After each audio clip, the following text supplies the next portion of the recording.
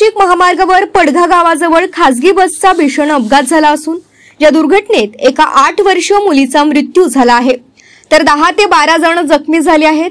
जखमींपैकी तिघांची प्रकृती गंभीर असल्याची माहिती आहे।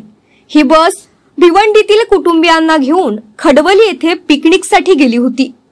परतताना महामार्गावर बस चालकचा अतिवेगात वाहन चालवत असताना टप्पा न समजल्यानं बस थेट उड्डाणपुलाखाली बोगद्याला जाऊन धडकली। या अपघातात बसमधील अनेक प्रवासी जखमी झाले असून प्राथमिक माहितीनुसार बसमध्ये एकूण 20 प्रवासी होते। अपघातानंतर सर्व जखमींना तात्काळ भिवंडी येथील उपजिल्हा रुग्णालयात उपचारासाठी दाखल करण्यात आलेले आहे। अपघाताची माहिती मिळताच भिवंडी पूर्वचे आमदार रईस शेख यांनी रुग्णालयात भेट देऊन जखमींची विचारपूस केली। या दुर्घटनेनं परिसरात हळहळ व्यक्त केली जात आहे। शंखनाथ न्यूज साठी ब्युरो रिपोर्ट।